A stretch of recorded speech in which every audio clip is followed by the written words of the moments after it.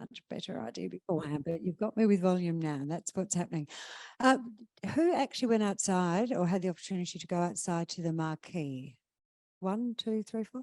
Now, when I introed that marquee at the start of the day, and I was thrust a piece of paper which said, Chrissy, remind everyone or let everyone know that there is a marquee outside, and said marquee has tea and coffee, etc. in it, and lots of tables. Tables was actually a reference to investor tables, so presentation tables. And there are a couple of you who are in the room now who are maybe thinking it was a little bit quieter out at your investment table, and you got all those sausage rolls to yourself and all that lovely fruit. I went down and checked it out. It has a lovely vista, hasn't got some bad people in it, and it's a really nice place to sit and have a chat and enjoy some time as well. So please just don't limit yourself to inside. We also have, because we've got the 60 presenters, we've had to expand. So that's what was trying to be conveyed to me. And I arrived very early from Perth this morning rather than being part of the setup yesterday, which is what I would usually be. So I would usually be more informed. So my apologies for not communicating that to you all effectively. I hope you enjoyed your morning tea. I certainly did once I stopped chatting with everyone. Tony James is first up on stage. Do you want to come up here, Tony, and try it on for fit? We've got a bit of a slender stage today, sir. Would you like this microphone or that one up there? Good, that one? Okay, so Tony is the MD and the CEO of Galena Mining and joint venture Abra Mining.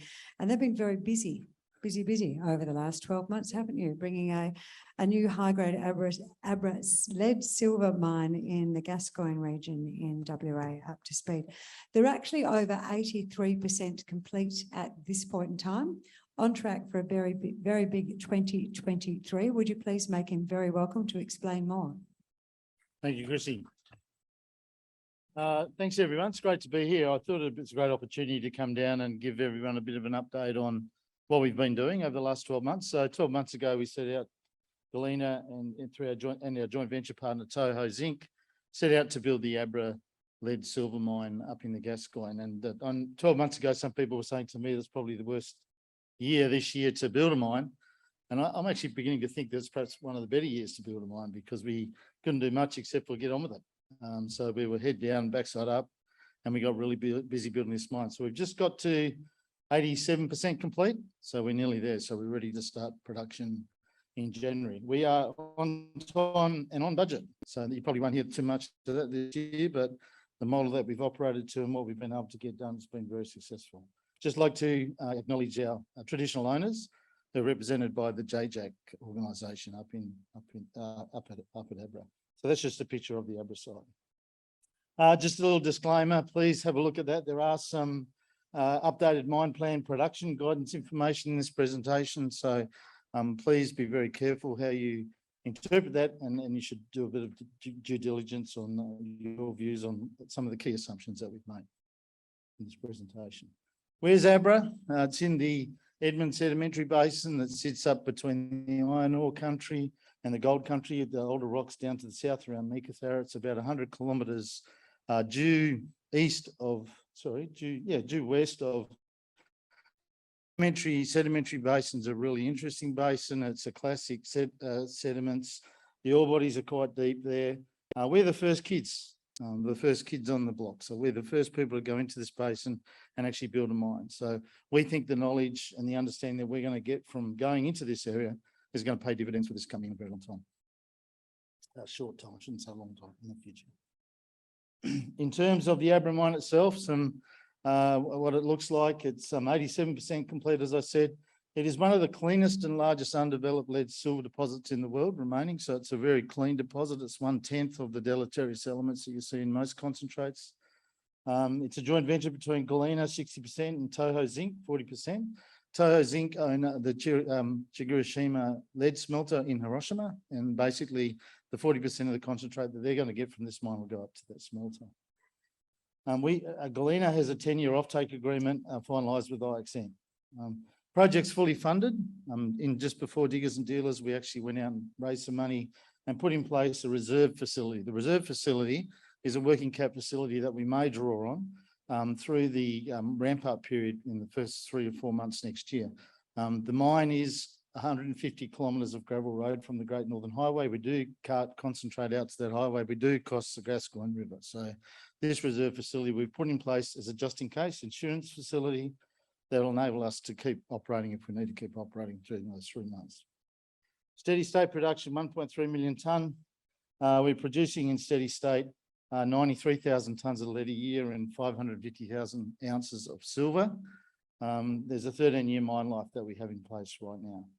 Average, and this is where I think lead is difficult to market and hard to talk to people about lead, but let's talk about cash. Let's talk about $100 million EBITDA once we get to steady state. So it's a very economic project, and it's the thing that attracted me to this project in the first place. It's a very interesting exploration ground around Abra, and certainly some gold copper mineralisation actually very close to the deposit, actually off the same decline that I'll show you a little bit about as well. So we're 87% built. That's our solar farm. 16,000 solar panels there. There's actually a half a tonne of lead in those solar panels. Can you believe it? So there's a 10 megawatt power station that Pacific Energy have built. That's what it actually looks like. To the left of that picture, the top, you can see the box cut. Underground development, we took the first cut in the portal October 2021, so it's basically a year ago. We've actually up over 2,500 metres now. We're actually at the top of the ore body with the decline. We've got 2 underground drill rigs drilling at the moment, just confirming the first 6 months of production. And we're still on target to hit our first development ore in November.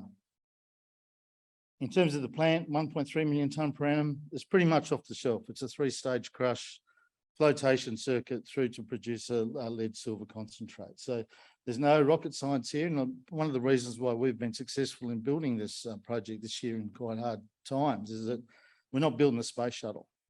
This is GR Engineering built the first mill that they put in for me at Higginsville in 2007 was #1. This mill is actually number 22 for them since that time. So it's not complicated. A lot of this design work's been done and the quality of the work is extraordinary. It's fantastic. I thought I'd take you on a little tour. I put this together for diggers. Yeah. And just to give you a little bit of a bird's eye view of what the project looks like. So this was July, so we're a fair bit advanced since here. So I think we're probably 75, 76% complete at this stage. Over the admin building, we're going pretty quick. I haven't got much time. So how would you like to go underground in Busselton? This is a bit novel. So let's go down the decline. We'll jump in the chute and we'll go for a run. Some of you may have never been underground in decline before. Can you say when you get home tonight that you've been underground today? We don't normally drive this fast, just quietly. We actually are well behaved when we go underground. Down the decline, spiralling down around, get out of the way of that vehicle, down around the corner. This is now, we're about 60, 70 metres vertically above the ore body.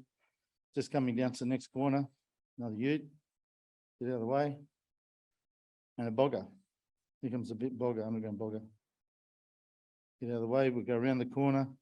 And this is where we were in July. So we've actually got to the top of the ore body now, but in July we didn't. So we'll disappear through the wall and I can show you where we're going now, down to the ore body. Burn Cutter, our contractors, they've done a fabulous job. So it's classic sediment deposit. We have a core zone underneath, which are 36 feeding zones into what we call an apron, where the feedings, the mineralizations come up and hit the apron and just spewed sideways in the sediment. That just shows you we've got 63 kilometres of tunnels that we need to put into this mine over the next 13 years. Shows you what the underground development looks like, what the core looks like, and what the apron looks like. The mineralisation in the Edmund Basin is going to be 200 metres deep. So most of the development that you'll see in that area of mines to come in the future, base metals area, will be underground mines. So that's the geological model, and that's what the geological model looks like. Quite a complicated, it's very interesting, quite high grade. So we've done some drilling recently, some very good grades, 20, 30% lead. And it's actually lining up with the modelling that we've done very well. I haven't published any of the results from the grade control drilling because it's we're just busy getting access into this ore body, get the ore drives going, and then we'll be able to show people the real results, and that'll be concentrated out the back door early next year.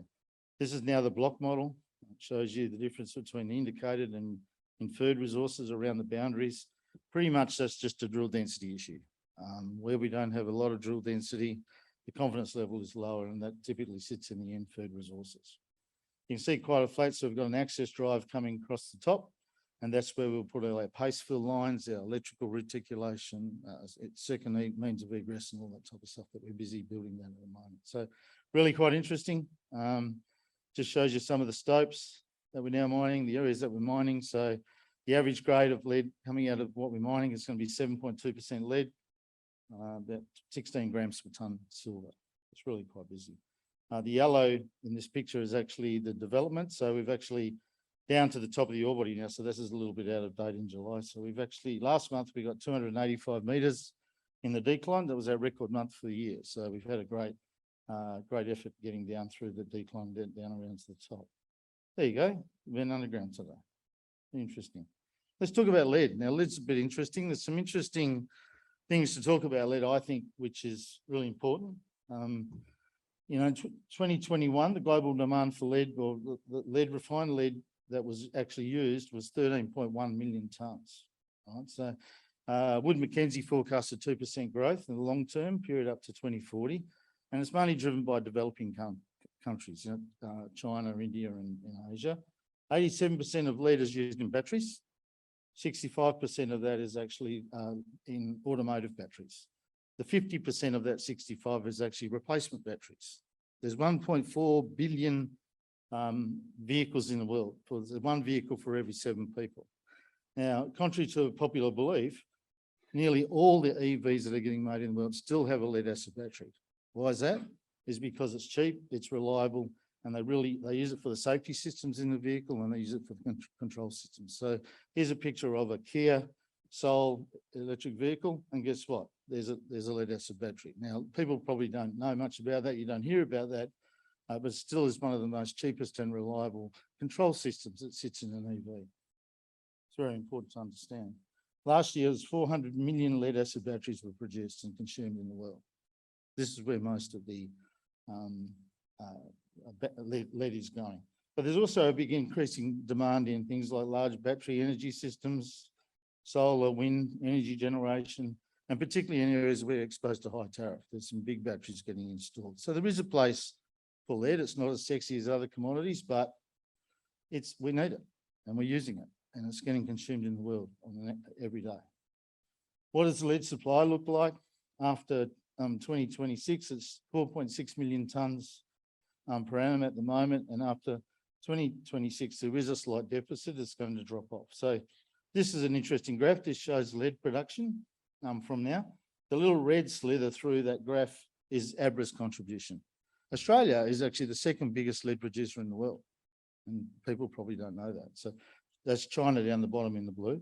Now, one of the interesting things is that the European smelters are under a lot of pressure at the moment, and Glencore have just put their zinc lead plant in Portovesme into care and maintenance because of the high energy prices associated with the war. So that's really quite interesting. So I think that that's going to put a bit of pressure on the market as well, probably to our advantage. In terms of the lead price, lead's an interesting commodity. In the top right-hand graph is US dollars per pound. The bottom right-hand is Australian dollars per pound. It seems to work very well with the exchange rate. It actually provides some really good stability in terms of pricing going forward. I'm not a big fan of LME stock levels, but the graph down the bottom left-hand side shows you that the LME stocks for lead at the moment is the lowest it's been for 5 years, which is quite interesting. So all of these are positive aspects to look at that. That graph down the bottom right-hand side, today's lead price is actually $1.50 per pound Aussie. So it's in a pretty good place. We did all of the economics that we've run on this project, we've used $1.30 Aussie. So it's like 20 cents a pound higher. In terms of the exploration, the right-hand side shows you the Abra tenements, 100 square kilometres. The left-hand side shows you the Galena tenements. Everything with a name on it has a mineralised intercept that's potentially economic. The quartzite fault zone runs all the way through that area, so we need to do a lot of stuff. But we're not doing a lot of exploration at the moment because, like throwing darts 200 metres deep, good luck with that. What we're doing at the moment is getting access to this ore body, learn about the geology, and then do some sensible exploration as we go forward. We're really being very clever and strategic about how we're approaching this. What is interesting at depth is the gold copper. There is gold copper sitting underneath the lead silver mineralisation. In this picture, the lead silver is green. The gold copper sits underneath it, which is very interesting. We haven't done a lot of exploration on this because the drilling depth is too high. The angles of the drill holes is too hard. So what we're actually doing here is, now that we're down to the top of the ore body, we're actually going to start drilling from underground. So over the next 6 months, we'll start doing 13 years mine life, EBITDA, 100 million per annum in steady state. This has all been published today, so you can have a look at that. So we start producing in January next year, and our share price, I think, has been through the cycle of a project being built. So there is potentially an opportunity here from a business point of view, a cash flow point of view, for people to have a look at Galena moving forward. Thank you.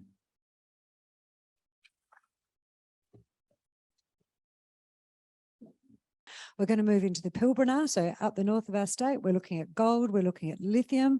We've got an explorer coming on board to have a chat with us now. This is Mr. Brian Thomas. He's the chairman of Peregrine Gold. They've got a really top-notch team behind them, and he is going to tell us their story and the potential for investment for yourselves. Please make him welcome.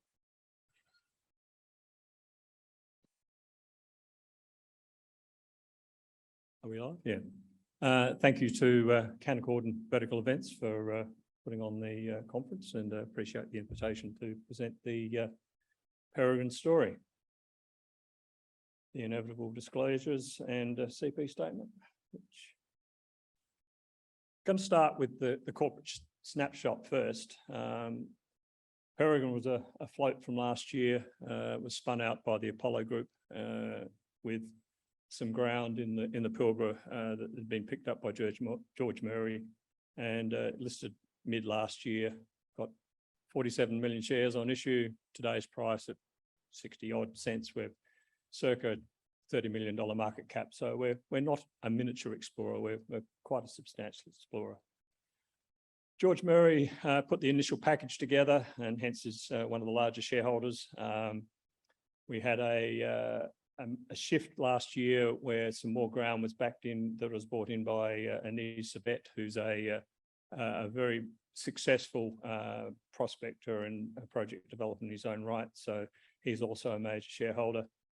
I came on board at the beginning of this year when there was a shift away from the Apollo Group, and we went down to having our administration done elsewhere. And I came on as chairman, and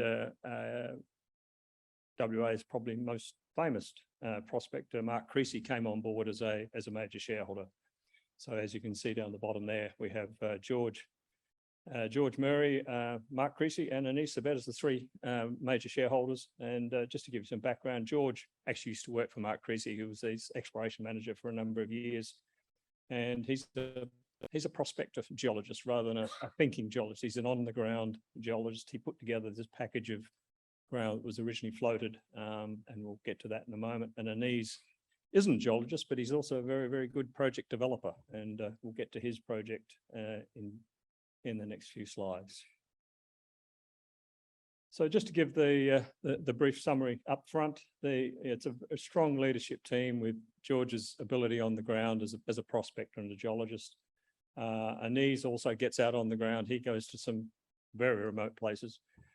My background, I'm a geologist as well, but having spent time in the market working as a broker, investment banker and banker. And so, yeah, we have a good mix of skills across the board. So as it says, we've got a large package in the Pilbara. We're totally Pilbara focused.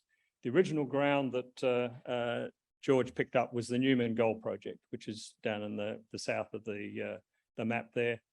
It's a big package of ground, and it was so significant it was able to be floated in its own right. The Malino Gold Project is the ground that Anis picked up and is backed into Peregrine. And we have a couple of other smaller projects, one that Anis picked up, Rockley, which is not far from Paulson's. We also have a lithium project. If you're in the Pilbara, who doesn't?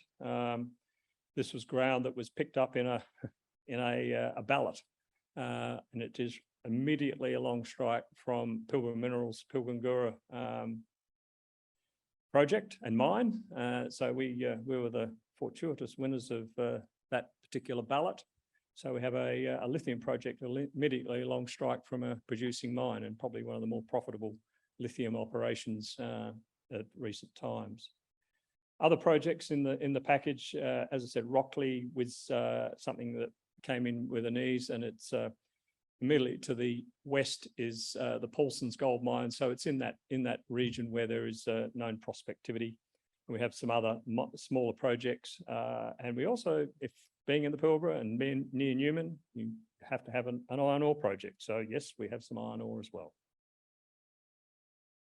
Okay, Newman Gold Project. As you can see, it's a rather large package of ground. Newman is not known for its gold, although of recent times there has been a gold project developed. You can see out to the east there, you've got the Karlawinda project, which is now producing. This package was put together by George from his on-ground prospecting activities, and we have three key projects there: Peninsula, Bird's Nest, and Tin Can. And I guess to highlight George's ability to prospect, if you look at the rocks on the left-hand side there, the visible gold that's been picked up highlights the fact that, yes, there's lots of iron ore around Newman, but there's also gold. Which leads us to this particular shot, which is became a little famous a while back. The core on the right created a bit of a kerfuffle. George and Anise had a little handheld core drill, which they took out to the Peninsula prospect, and they drilled a metre of core in one instance and half a metre in another. The one that you see there on the right is core from that half-metre hole. When we put together the announcement for the ASX came back with a number of questions, some of which were interesting, and apologies to the ASX people if they're here. But it was, please, can you give us an estimate of the sulfide content of that core? So we went back to them and said, no, sorry, it's not sulfides, it's gold. Oh, what's the grade? Well, it's probably 2/3 of the core is pure gold. So it's very difficult trying to get a regulator to actually understand that this particular prospect is very, very, very rich in gold. And we have the other core was the same. This was drilled into outcrop where there was indications of gold coming up through in the ironstones and through the shears. So the prospect is Peninsula, and we know that we have gold in the system. Which brings me to the original work that was done on Peninsula. I mean, George picked up a couple of rock chips in the area, but then did a systematic soil sampling and stream seds to tighten it all up. And as you can see, there was some fairly interesting rock chip samples there. 12,600 ppm is 12 grams to the ton, and 55,000 is 55 grams to the ton. So that's damn near 2 ounces to the ton. The soils did highlight some of the structural elements in the prospect, and gave us some targets for drilling, which has just been completed, and we hope to have results on that drilling out in the next month or so, even earlier if we can get it all collated and interpreted in time. I noticed an email this morning from the assay lab, which is probably 6 to 8 weeks overdue as far as I'm concerned, but we have some assays back now, so we'll be able to start reporting those intersections. Actually, let's see if we can, the gold in core came from a little outcrop just around that particular spot. Unfortunately, at that scale, it doesn't stand out, but yeah, it's quite a strange setup. Geologically, it's in ironstones, it's in Newman, so there's plenty of ironstone and hematite and what have you.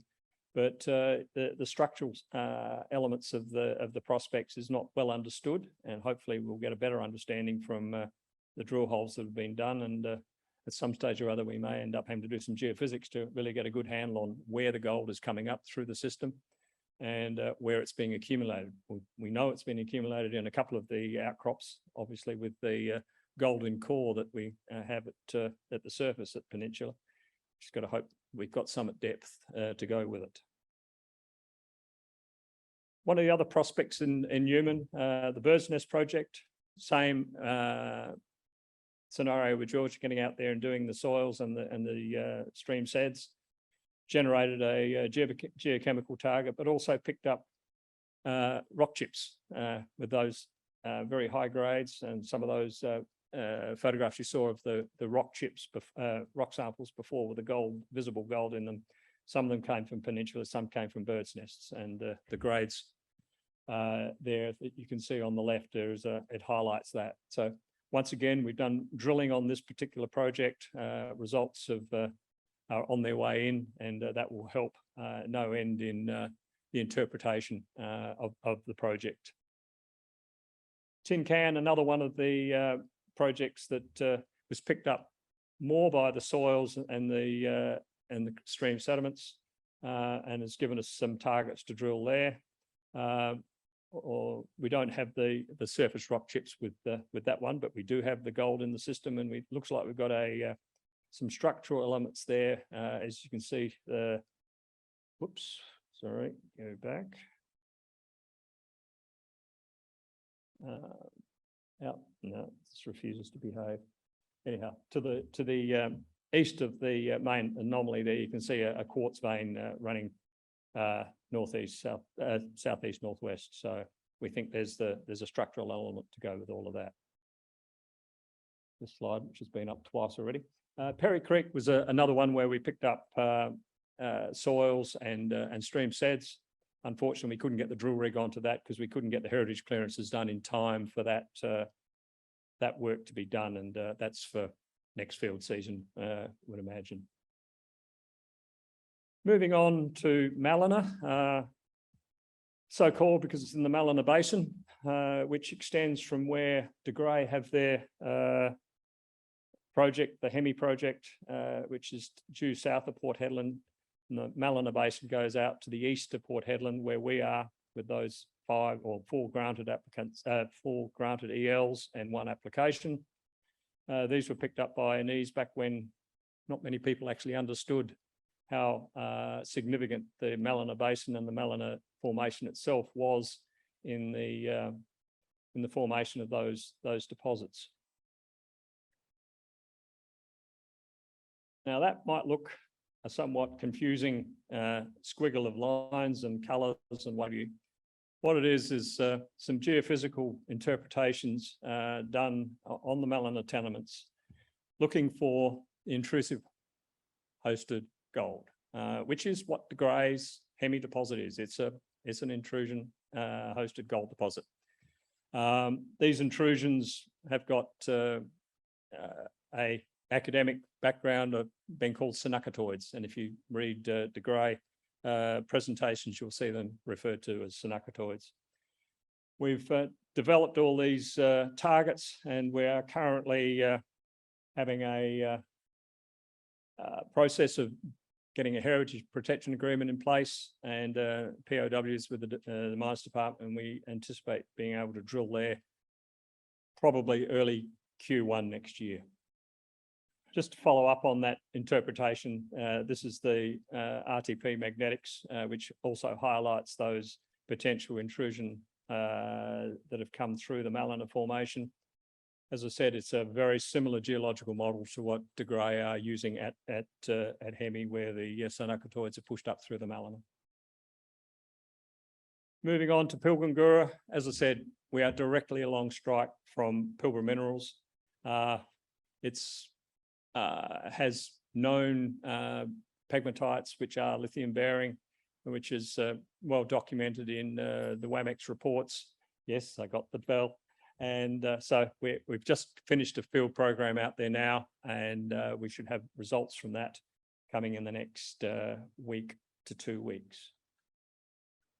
Rockley, as I said, just along to the east of the Paulson's gold deposit, and we've done orientation work out there, and we'll be looking to progress that one. Stony Creek is a small high-grade area near the Invincible Gold Mine, and the inevitable iron ore project near Newman. And the forward plan, I guess, is, as it says, just reminds us that we've got gold in the system at Newman. We've got the drill results coming from that program that has just been completed. We've got the work that's been done at Pilgrim Guru on the lithium, and we've got the targets which we've generated at Malino, which we'll be drilling in Q1. And we have a huge database of other targets we need to work on, and some of those results will be coming, but obviously we're going to try and find more of that gold in the core. So thank you very much. Brian, I'm sorry the clicker there was not playing nicely with you today, but that discovery or that find out at Peninsula is massive. You've got 3 berries in there. I reckon 96 deserves a very, very, very, very, very 4th. That was a huge find. Keren, would you like to come and join us on stage? Lithium obviously has been taking, and renewable energy sector has obviously been taking a lot of attention. But there's one little old commodity which has been a group of commodities that's been flying under the radar, if you like, this year, and it's potash. This is Keren Paterson. She's the Managing Director and CEO of Trigg Minerals. She's got more than 25 years experience across all facets of the mining sector. And today she's here to share with us the Trigg Mining story. Would you please make her very welcome?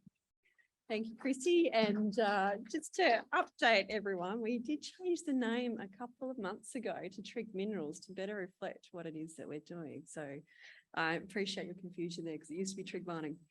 But good afternoon, everybody. And what a pleasure it is to be here in Busselton for a few days with the sun shining and the beach looking absolutely pristine out there today. During this conference, you will hear from a wide variety of resources companies, and many of them will be talking about their ESG credentials, that they've got forward-facing minerals, and they are necessary for our existence, which is very true.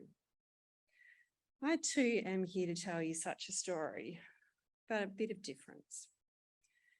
Imagine being a shareholder of a resources company that could contribute to the food sources of hundreds of millions of people every single day for at least a generation. Imagine a resources company achieving that without an open pit or an underground mine, without a rock waste dump.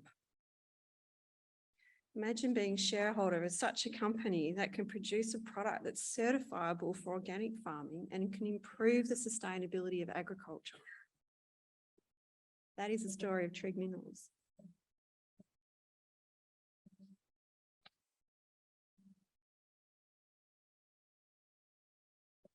So very quickly, 2 takeaways here on our corporate snapshot. Sulfate of potash is a new story in Western Australia, but we have amassed some 45 years of experience in salt precipitation and sulfate of potash production across our team. And the other important one, as I tell you about our story, is the enterprise value of just 3.7 million. There's the investment proposition right there. Our projects. We have 3 projects in Western Australia, our backyards, Tier 1 jurisdiction. It's the #1 jurisdiction in the world for mining investment. Our projects are about 170 kilometres east of Laverton, and our key project there at Lakes Russell, where we've made a substantial greenfields discovery, sits on the Great Central Road, which the governments are upgrading to be a highway by 2030. So we're going to have a bitumen highway at our mine gate with infrastructure already in place then for our transport and logistics, back to the railhead at Leonora, and then off to port. We've already completed a scoping study as well. So if you think about our journey, we listed in October 2019. We announced the discovery in May 2021. We followed that up with a scoping study. This is a rapidly advancing project, and it's already a low-cost operator. Will be a low-cost operator. I'm getting ahead of myself being a mining engineer. I want to get this into production as soon as we can. We have an initial mine life there of 21 years for a potential top 10 global producer of an essential mineral for our food supply.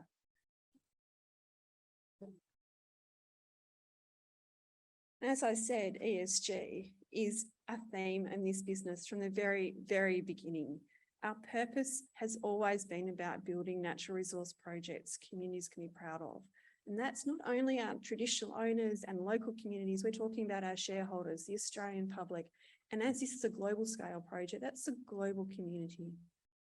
And by producing a natural fertiliser for food, we're addressing some 8 UN Sustainable Development Goals. And already in the first year, we are smashing it on other measures as well, which you can see across the bottom of that slide. As I said, this is about global food security. We need to feed some 8 billion people every day, and we are demanding more and more nutritious food. And we're expected to do that from less and less arable land as a result of urbanisation. So we need to produce more food from less. And in fact, in 1965, farmers needed to produce enough food from a hectare of land for 2 people. They now need to produce enough from that same area of land for 5 people. And that trend is only going to increase. And the only way they can do that is to replenish the nutrients in the soils to support that yield. And we've also seen unprecedented global supply disruption, particularly in the last 12 months in the potash industry, but across the food supply chain. So why sulfate of potash? Well, it contains only nutrients that plants need. Plants need lots of nutrients to grow, in particular the macro ones, which are nitrogen, phosphorus, potassium, and sulfur. So sulfate of potash contains just potassium and sulfur, so nothing deleterious in there. But we just don't produce enough of it, and I'll talk about that in a minute. The alternative is muriate, which we hear a lot about. When we hear about potash in the headlines, the BHP Jansen project, for example, we're talking about the muriate of potash, but half of that is chloride, and that is detrimental to plants. It restricts their ability to take up water and dehydrates them. We just cannot grow crops with chloride in the soil. And we're adding that each time we put a ton of muriate of potash on it. So farmers are relying on rainfall to leach that out so that they can maintain the balance. But in the meantime, it has affected the soil chemistry. And also 50% of our food today is attributed to fertiliser.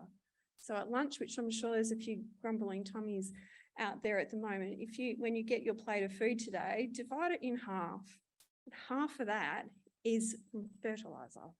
The other half is from mining the minerals in the soil. So the potash market is quite like, it's 80 million tonnes globally to feed us, and we're just not producing anywhere near enough sulfate of potash to meet demand. Hence, we have the muriate market. In the SOP market for that price inelastic products, like all of our leafy green vegetables, our tree nuts, our fruit, we aren't making enough from primary sources. So we have a synthetic chemical process to make up the current demand, never mind the demand in future. And that process is putting the muriate of potash in a furnace with sulfuric acid, heating that to 800 degrees, consuming vast quantities of energy to synthetically produce the fertiliser we need for our food. This creates a price floor well above the average price of producing from the natural brine sources where we can harvest solar evaporation. As I mentioned, geopolitics. I've never seen anything like this in my career. 50% of the potash supply globally has been disrupted. Sanctions were placed against Belarus, which came into effect in December last year, and they produced roughly 20% of the global supply of muriate. Russia has invaded Ukraine, and Russia is another large producer of muriate. So roughly between those two countries, we've affected 40% of the global supply of potash. In response to some of these events, we've also seen China restrict its exports of agricultural inputs. And that is to secure their food future as a net importer of food. So all up, we've seen 50% of the potassium market affected. And that is going to affect farmers' price inputs, because what we're seeing, a doubling in the last 12 months in the sulfate of potash market.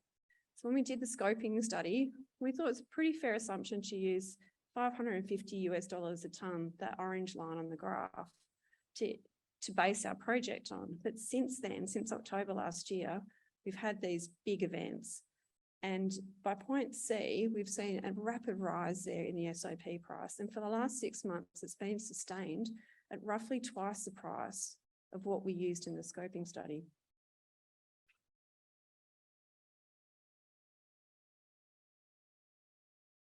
So speaking of the scoping study, Lake Throstle, it is large. Each time I get out there, it blows me away just how big this project is. The entire lake area is mineralised. Everything under our feet is mineralised. We are looking there at a strike length of some 70 kilometres under tenure, and we've only drilled half of it so far. Already we have 14.5 million tonnes of sulfate of potash. And on 41% of that resource, we've identified a production rate of 245,000 tonnes per annum, which places that in the top 10 global producers for an initial mine life of 21 years. And you can have a look there at the margin that we could attract if those prices, particularly if those prices stay elevated, on our all-in sustaining cost estimate. And the exploration upside, this is just the beginning of the story. We've got twice the tenure now to drill at Lake Throstle, and you can see also down just to the south, there's another lake there. We've got another project called Lake Yo. So we've got a lot of ground and a lot of ability here, or potential to build a sulfate potash production hub that could last quite some time, feeding the world. As I said, there's no open pit or underground mine for this. And I used to be an underground miner, in fact, working for Tony James, who presented earlier. So I loved going underground with you just then, TJ. But this is about brine and the hypersaline water that's out there in the goldfields, where it has been concentrating over millions of years with a high evaporation rate, taking the water away and leaving the minerals behind. So you can stand on the salt lake and dig a hole, and the water comes in and you can sample it from that point. It is literally just below our feet. And it goes all the way down into this glacial valley that's fed the system. And that's something that's quite different with Lake Throstle. It's very, very wide. It's about 6 kilometres wide. And where most paleo channels are about 0.5 kilometre wide. So we've got great opportunity for very efficient infrastructure when we bring this project into production. You can also see the initial phases of the production method here, which is pumping it out and putting it into solar evaporation ponds with the halite crystallizers there staying on the lake. So that'll minimise the environmental footprint as well. So the work that we're doing at the moment, because we're going to keep this momentum going, but we really need to make sure that we understand the brine, the chemistry of the brine, the resource, and how we're going to process it, make sure that we build a really robust project. So the processing pathways that we're looking at the moment, we've completed a site evaporation in preparation for this bulk trial that's undergoing at the moment, and that will give us a lot of data in regards to how the salts precipitate in what order. We're also looking at how to optimise that natural endowment. So we've looked at the potassium and the sulfate that's in the brine, but we've also got almost twice as much magnesium in our brine as well, and excess sulfate. So what else can we do with that to really optimise this project and make sure that we're minimising the waste, we're not losing things that we don't need to lose, and maximise the recovery to maximise the benefit of the project. We're also drilling. We need to keep drilling. We've put about 50, maybe 60 holes now into this project, but we need to keep going with that to really understand it and start pump testing to make sure that we really do factor in the sustainable pump rate from the bores. And project approvals. We started that, in fact, before we announced the discovery, because we knew it's such a big project, and that's the critical path to bringing projects into production in Western Australia. So the Trigg investment case, it is essential. We're going to enjoy lunch today, and we don't get that food without mineral fertilisers. This is a very, very clean mineral fertiliser that is needed for our global food security. We've seen sanctions and domestic policies disrupt supply and the security of supply chains for our food chain. Trigg has outstanding ESG credentials with a potentially an Australian-made premium product, a natural product with low greenhouse gas emissions using that solar energy, and it's suitable for all agriculture. located in the world-class jurisdiction of Western Australia, and it's set to be a top 10 global producer, low-cost producer, and last for decades. Thank you.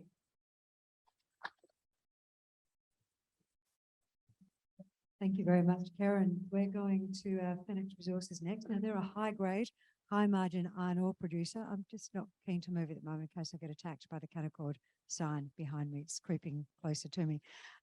So they're a high-margin iron ore producer, and they're located in a prolific Midwest in Western Australia, and they've got a fantastic flagship mine, and that is Iron Ridge Iron Ore, and that's a premium DSO deposit.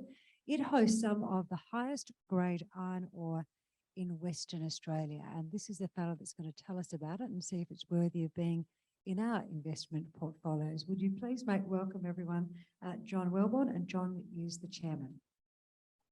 Thanks very much, Christina, and I'll echo Keren's comments that it's delightful to be here in Busselton.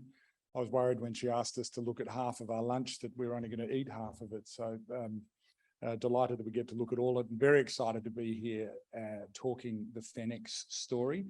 And thank you to Vertical Events, Stuart, Jason and the team, and also Canaccord for sponsoring this important event. As well as talking to potential new investors, it's exciting to have already met some existing Fenix shareholders who have recently enjoyed a stellar dividend from us. Our message to them is buy some more. And if you're not already a Fenix shareholder, then listen to the story because we're very excited about it. And we'd love to welcome you into what is a very exciting company. As introduced, we're a high-grade, high-margin Australian iron ore producer, and I want to take you straight to that mine. It's the Iron Ridge mine in the Midwest of Western Australia. And here's a very quick video. There's the ore body. You can see it, those blue rocks in the far pit wall. This is a wonderful small-scale iron ore mine, a beautiful location for mining, as you can see. Simple operation. Macca are our mining contractor, 1 digger, 3 trucks, very simple ROM pad position. Macca also run the crushing and screening plant. That produces 2 high-grade products, lump and fines, currently about 40% lump, 60% fines. Here's our haulage operation, Fenix New Haul, a business we consolidated. We're very proud of it. We run a unique quad trucking system. They're 65 metres long. They hold 140 tonnes. There's 25 of those rigs. We own the only side tipping loadout station at the Port of Geraldton, which you just saw in operation. And that unloads that iron ore and loads it directly into our own storage shed at the Port of Geraldton. We own the infrastructure that connects them, and that allows us a unique position as a small-scale iron ore miner of owning and controlling our mine, owning and controlling our haulage network and our port facilities in conjunction with the Midwest Port Authority. We load into Panamax boats. You can see that here in the Port of Geraldton, and increasingly recognised in a global customer base for an incredibly high-grade product. And we're very proud to have recently marked the 2 millionth tonne of production from Iron Ridge. And among a conference here of emerging explorers generally and miners, I'm very struck and proud of the almost exception of Fenix, a company that raised $15 million of equity approximately 2 years ago and has generated more than $100 million in profit since then and paid back more than $50 million in dividends to shareholders. It's a wonderful success story, and it's only just begun. That success story begins with an exceptionally high-grade ore body, 8.5 million tonnes, 64% iron. It's 30 metres thick for most of the ore body in width, visually identifiable, makes it very easy to mine, and it produces a very high-grade product. That allows us to generate a significant amount of income, particularly in the iron ore price environment we've been enjoying, and we're dedicated to using that to reward shareholders. We have a dividend policy that dedicates 50 to 80% of our net profit after tax to be distributed to fully franked dividends to shareholders. And that's why we announced a 5.25 cent dividend on FY22 numbers. That followed exactly the same fully franked dividend the year before. So we've paid back 10.5 cents in the last 13 months. and we're looking to generate more profits and pay more fully franked dividends to shareholders. We recently acquired our Haulage Network. It's a unique, high quality network. It's our largest cost component of our production. Iron Ridge is 500 kilometres from the Port of Geraldton in a prolific area of the Midwest, not just for iron ore projects. Fenix represents a fantastic blueprint for people looking to monetize stranded deposits. We've got a great skilled team and we're looking to exploit them more and more. It's increasingly important to focus on ESG outcomes. Fenix's story starts with a unique and very valuable relationship with the Wajiri Yamaji people, the traditional owners of the land on which we mine. That beautiful high-grade ore body is wedged between two incredibly important sacred sites. People who come out to Iron Ridge are struck by the relationship with the traditional owners and the incredible respect that we show in mining an ore body that is surrounded by important heritage. We not only honour that in our activities, but we also have an unusually high employment of Indigenous people. In the last financial year, direct employment by Fenix of Indigenous people passed 40%. With the amalgamation of our haulage network, that's dropped back down to above 10%, but that still is an extraordinary level of Indigenous employment in a mining company, and it's something that we're looking to continue. We also sponsor Indigenous-owned businesses, and that's part of a broader focus on engaging with the local community. We're a sponsor of the Redback Buccaneers, the basketball team in Geraldton. They narrowly were defeated in the grand final, and we support a range of businesses in the port, most notably Champion Bay Electrics, who are a key contractor. I mentioned NACA, Alpha, and others. And we've created more than 200 new jobs in the Midwest. And we also have been producing a high-grade iron ore. It's very low in impurities. One of the reasons we're getting a premium for our product is that customers are looking to meet higher and higher environmental regulations. And that's a strong ESG focus of our downstream product. Here's a quick snapshot of the Midwest, where our project is. You can see Iron Ridge, the Fenix X marks the spot, north of Kew, southwest of Meekatharra, and that's connected by 500 kilometres of high quality roads to the Port of Geraldton. Here's the ore body again. You can see it. It's that discoloration right down the centre of that very simple, easy open pit operation. Allows us to extract it. You can see it there in the pit wall. It's an easily identifiable ore body, that the red rocks and that bluish hematite hinge in what is a very high grade ore body that produces a beautiful lump and fines product through a very simple crushing and screening process. This is a genuine direct shipping ore opportunity.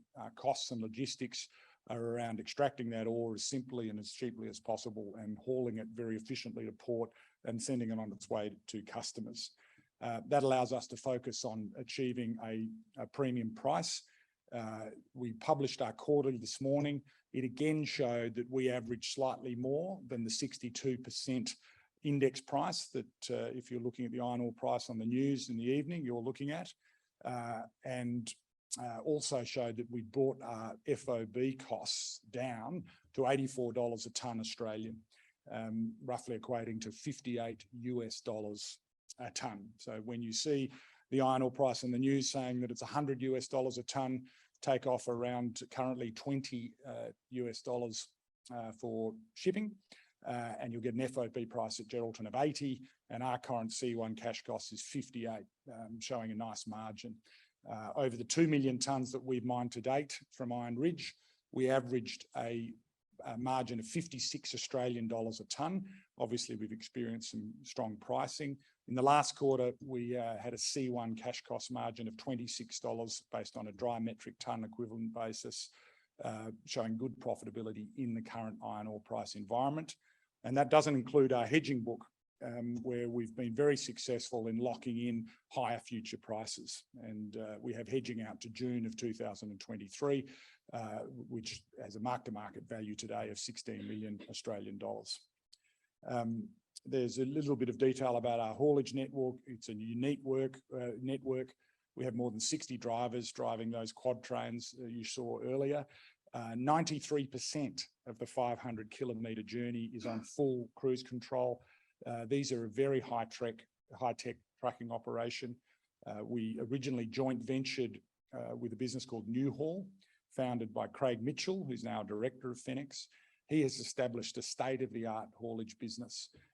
It runs like an airline, and most haulage businesses are still driver and truck limited, as in the driver sleeps in the back, gets out to have a break, and the truck follows the driver.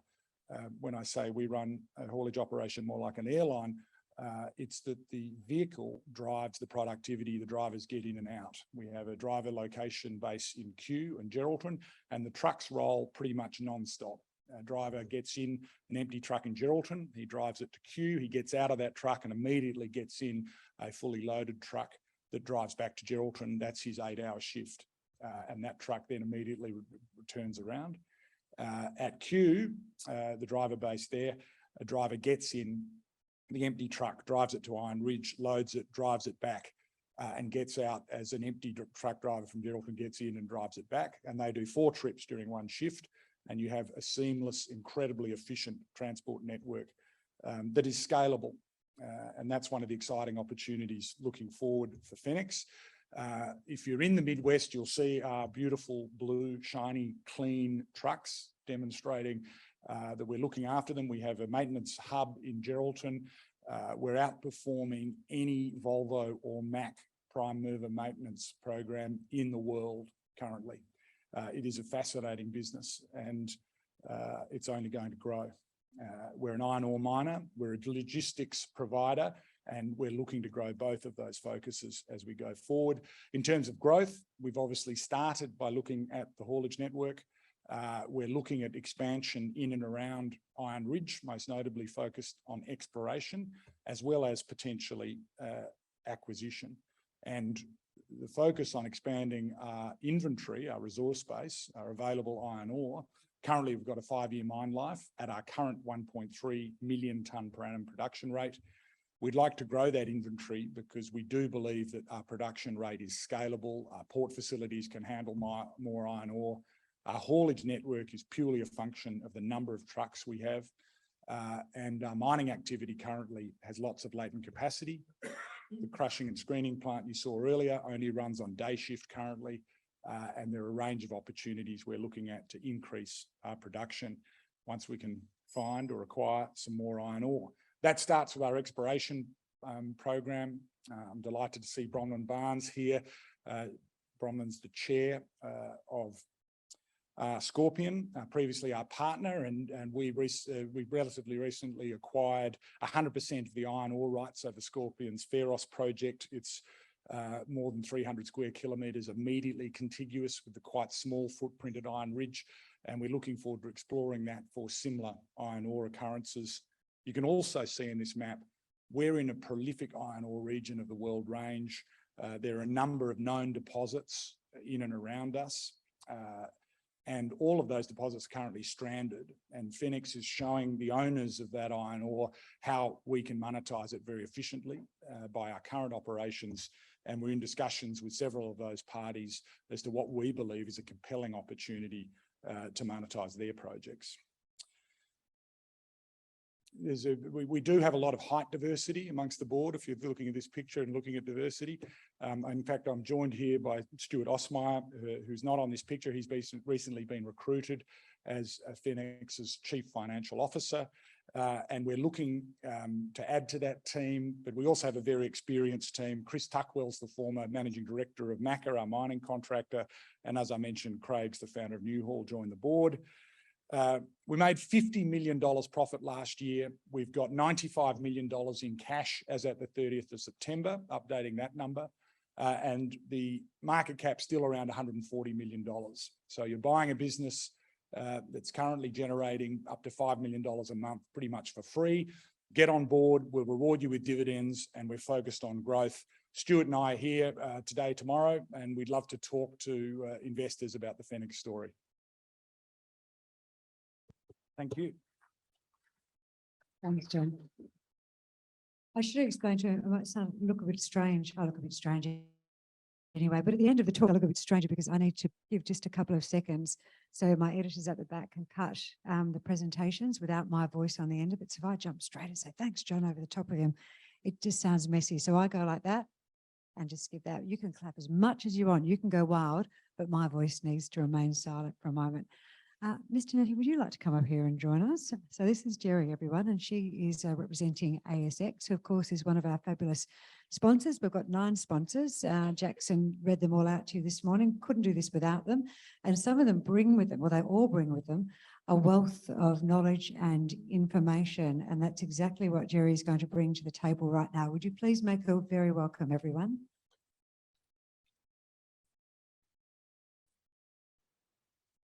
Thanks, Christina. It's a pleasure to be here today.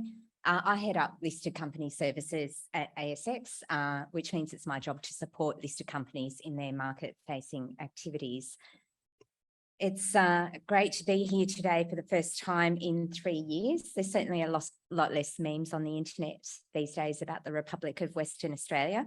And I think I can speak for most of the east coast of Australia to say it's really lovely to get over here and meet the friendly people and enjoy your sunshine, which is a foreign concept over there if you've been keeping an eye on the weather. I'd like to acknowledge that we are meeting on the traditional lands of the Wadandi people. I hope I got that right. And I pay my respects to their elders past, present and emerging. I'm joined here today by my colleagues, Ajita Tynan and James Rowe. Could you please stand so people can see you? So if you have questions for ASX, come and find us. We'll be wandering around for the next couple of days and happy to talk to you. I'd also like to thank Jackson and the team at Vertical Events for doing such a great job in putting this conference together, major sponsor Canaccord, and all of the other sponsors of the conference, all of whom ASX works with to bring companies to market and to support them once they're there and to provide investment opportunities for all of you. It really is an ecosystem involved in bringing companies to market, and we all work together to make sure that the market is vibrant, active and virtuous, so it's a safe place for you to put your money. So today I'm just going to present some demographics on our market and give you a bit of an overview of what's been happening in capital raising and secondary raisings on our market over the last little while. And given the lineup on this conference, I've decided to put a slant on that of the resources sector, since that's the majority of the companies here today. I hope I've got this going the right way. Okay, so this is just a breakdown of the market by numbers of companies and by total market capitalisation. Whichever way you look at it, resources are a huge part of the market. So if you look at the 2,000 odd companies, that's a number that's been steady for probably almost 20 years. Resources, which here we've just defined as energy and metals and mining, make up 43% by number. Way ahead of even the closest sector behind that. And the market capitalisation, our whole market is worth about $2.6 trillion, and resources makes up about 30% of that in market cap. Generally, our market, though, is a market of small and mid-cap companies, so lots of growth opportunity there. Resources and financials are dominant, but I would say that resources is a lot more diverse. As you would all know, the financials is dominated by, the large 4 banks and a couple of other big financial institutions after that. We're working on building an emerging technology sector, and you've already seen from some companies this morning, whether that's in medtech or biotech or just straight out tech, that's an emerging area in our market, and we'd like to encourage more companies in those areas. And healthcare is also an area that we specialise in as a market. So just looking at resources in a little more detail, the previous slide I already pointed out that it's the largest industry sector with over 850 companies, and they operate across more than 80 companies, so a very global sector. So this slide talks about metals and mining IPOs and total IPOs actually, since actually earlier than Q4 2020. It starts back in the start of 2019. You can see we've had a really bumper year throughout 2021, and that's come off a little bit. But the dark part of those bar charts is the metals and mining contribution to the total IPO count. So you can see it's a really vibrant sector and very active. That slowdown that you can see in 2022 is reflected in the global environment. So it's not just ASX. Globally, IPOs have slowed right down, and the IPO capital globally at this point in time is 63% down on PCP, prior corresponding period. And also the US is actually at a 32-year low. So we haven't seen such low levels of IPOs and capital raising in the US since 1990. So ASX is a very active capital raising platform, and these figures are for 2021. So I'm aware that the environment has changed a little bit, but if you have a look, we rank pretty well globally in terms of numbers of IPOs, and particularly given that we didn't buy into the whole SPAC phenomenon, which is the grey part of the bar charts that you can see for NASDAQ and New York Stock Exchange. Those types of listings are what we in the local market refer to as cash boxes. So basically a structure comes to market with some cash and the mandate to find an investment target within 2 years. That's been a kind of structure we haven't permitted in ASX, and we didn't see any reason to change that.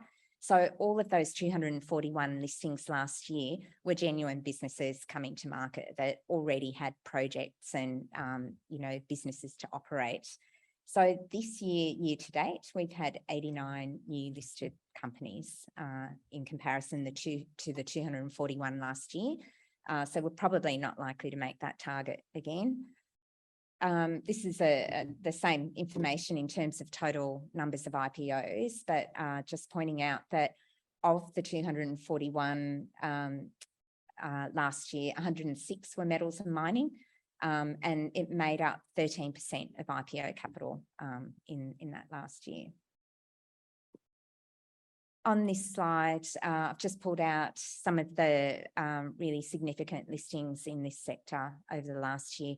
The majority of those were in 2021, but you can see Leo Lithium listed in June this year. And you can see it's quite a diverse bunch of companies too. So that is something that really characterises our metals and mining sector, the diversity of it. Secondary offerings, or those offerings made by companies once they're already listed, are also a strong point for ASX. And you can see by number, globally, we rank very well in that department as well. So in 2021, there were over 1,000 secondary listings. Of those, 462 of them were in metals and mining. So this calendar year, so the total last year was 47 billion, and this calendar year to date, we've done September quarter, we've done 19.7 billion, which is actually 2% up on the prior corresponding period. I don't think, though, that will bear out towards the end of the year. I suspect we'll be down a little bit by the time we get to the end of this calendar year. As I mentioned, 462 of the over 1,000 raisings were in metals and mining, but that was a total of $10 billion, which is closer to around 20% by capital raised as opposed to number of raisings. So these figures here are a snapshot of capital raisings and listings as at the half year. So they do contrast a little bit to some of the figures I just gave you that were year to date. You can see at 30 June, we'd had 66 IPOs, of which 37 were metals and mining. So again, a really strong contribution to the overall IPO count. Total IPO capital of 772 million. And again, almost half of that from metals and mining, both down on this time last year. Total secondary raises, 461 of them, again, over half from metals and mining. And total secondary capital raised, $12.9 billion, of which 4.4 was from metals and mining. And those are both showing down on the prior corresponding period. So as at 30 September, we're up a little bit, as I noted before, but probably not likely to stay there by the time we get to the end of the year. So I'm conscious I'm standing between you guys and lunch. So this is my final slide.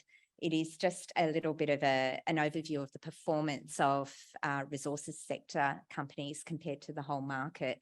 And what it really tells you is that there's a lot of opportunity to outperform the market in this sector.